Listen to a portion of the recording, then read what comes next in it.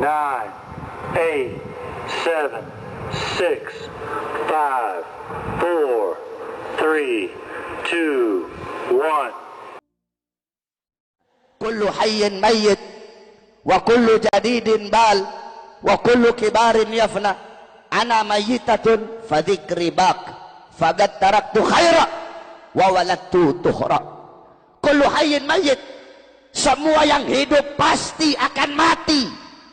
Ayat Al-Quran sudah bilang, kullu nafsin dha'iqatul maut, setiap yang bernyawa, yang berjiwa pasti akan mati. Kullu man 'alaiha fan, segala sesuatu yang ada di atas bumi pasti binasa. Kullu syai'in khaliqun illa wajha, segala sesuatu zat, wujud, bentuk apapun akan hancur kecuali Allah. Yang tua mati, yang muda mati, yang kaya mati, yang miskin mati, yang sehat mati, yang sakit mati, semua pasti mati. Wa kullu jadidin bal, segala sesuatu yang baru pasti akan usang. Pakaian barumu tidak akan baru selama-lamanya. Rumah barumu tidak akan baru selama-lamanya. Mobil barumu tidak akan baru selama-lamanya. Daun-daun yang hijau tidak akan hijau selama-lamanya. Akan ada saatnya dia menguning dan dia menjadi gugur, saudara-saudara. Semua yang baru pasti usang.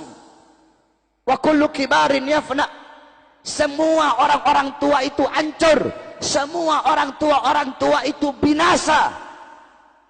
Ana mayyitatun, aku nantinya mati. Aku nantinya jadi mayat. Fadzikri wa dzikri baq, walaupun aku jadi mayat, tetapi mengenangku akan abadi selama-lamanya.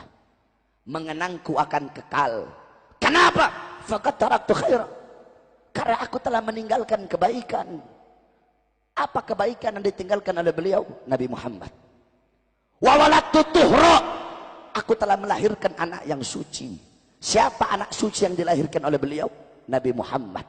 Sehingga setiap orang yang mengenang Nabi pasti akan mengenang ibunda Nabi Muhammad. Enggak bisa kamu cuma mengenang Nabi tapi enggak mengenang ibunda Nabi, tidak bisa. Tidak bisa. Setiap orang yang mengenang Nabi tidak bisa dilepaskan dari kenangan ibunda Nabi. Setiap orang yang mengingat Nabi tidak bisa dilepaskan daripada ingatan mengingat ibunda Nabi Muhammad SAW. Cuma kurang ajarnya Wahabi begitu. Wahabi bilang bapak ibunya Nabi dalam neraka. Ini orang-orang goblok ini. Orang-orang nggak ngerti hadis ini. Ada satu hadis yang dimana di situ dikatakan Rasul berkata, Abi finnar, ayahku dalam neraka. Itu hadis ada dua riwayat. Pertama riwayat Hammad ibn Salamah, kedua riwayatnya Ma'mar. Ini dalam ilmu hadis ada namanya tarjih hadis. Tarjih hadis itu di antara dua hadis itu nanti dicari tahu mana yang paling rajih, mana yang paling kuat. Nah, saudara-saudara, Hammad ibn Salamah menurut Al-Imam Suyuti, Al-Imam Qurtubi, sa'ahifduh. Hammad ibn Salamah itu apalannya buruk di masa tuanya.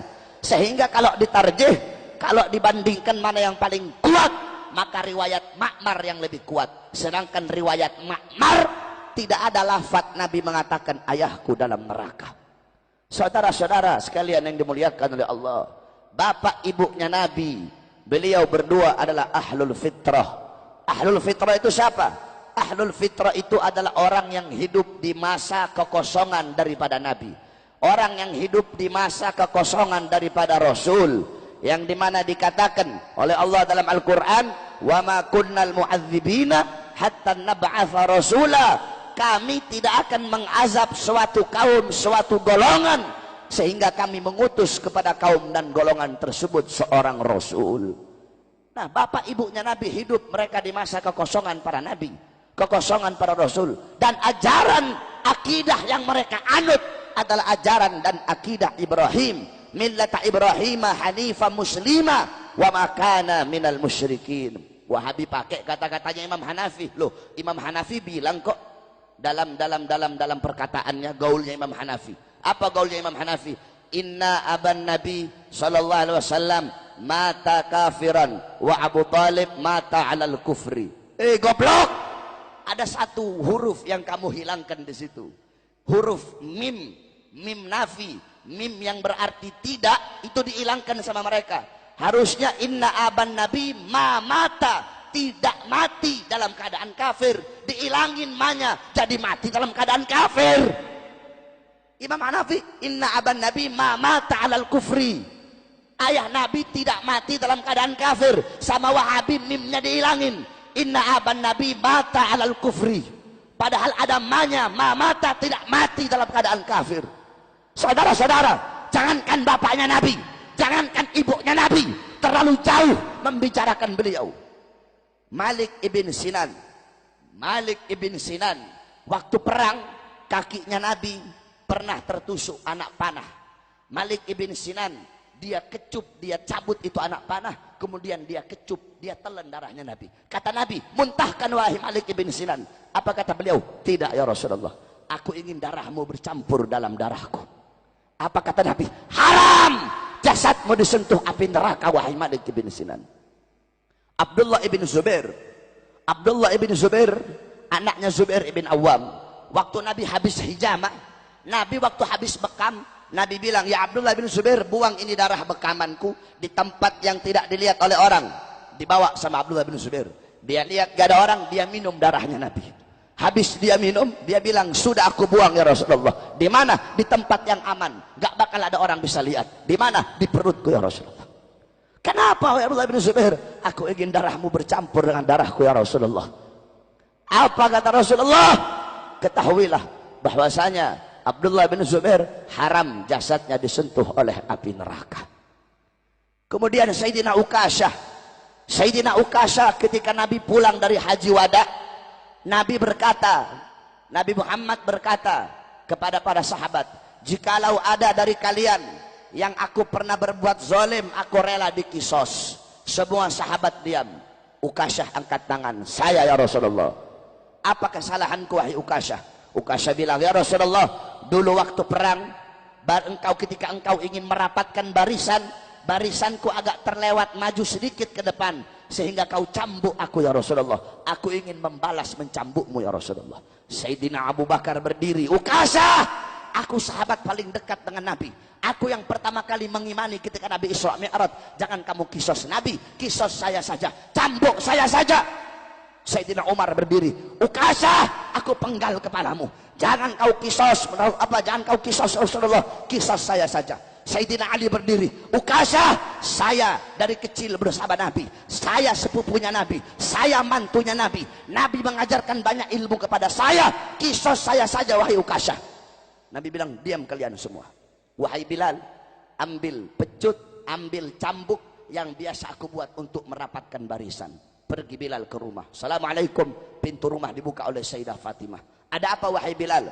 Rasulullah memerintahkan untuk mengambil cambuk. Untuk apa wahai Bilal? Ukasyah pengen mengkisos Rasulullah. Apa kata Sayyidah Fatimah? Wahai Bilal, bilang kepada Ukasyah, aku putrinya Nabi, aku darah dagingnya Nabi. Kalau dia mau kisos, biar dia kisos aku saja, asal jangan dia kisos Rasulullah. Tetap diambil itu cambuk, dikasih kepada Ukasyah. Kata Rasulullah, ayo wahai Ukasyah, kisos aku. Kata Ukasyah, ya Rasulullah, dulu aku dalam keadaan tidak pakai baju. Jadi kalau kamu aku cambuk pakai baju, nggak adil ya Rasulullah. Buka bajumu ya Rasulullah. Sahabat makin marah. Rasulullah buka bajunya. Ketika dibuka bajunya Nabi, langsung Ukasyah peluk dan langsung dicium perutnya Nabi Muhammad. Ini hanya alasanku saja ya Rasulullah, agar aku bisa memeluk perutmu ya Rasulullah. Apa kata Nabi? Kalau kalian pengen lihat penghuni sorga, lihatlah Sayyidina Ukasyah. Malik ibn Sinan, Abdullah bin Zubair meminum darah Nabi. Ukasyah bertempel dengan kulitnya Nabi, haram jasadnya masuk api neraka. Masa bapak ibunya Nabi, yang dimana Nabi adalah darah dagingnya, masa bapak ibunya Nabi masuk dalam neraka? Saudara-saudara, ini nggak masuk akal ini. Kalau bapak ibunya Nabi masuk neraka, berarti api neraka tidak bisa memakan beliau berdua. Kalau api neraka tidak bisa memakan beliau berdua, apa gunanya neraka? Sedangkan Allah tidak akan menciptakan sesuatu yang tidak berguna dan sesuatu yang sia-sia.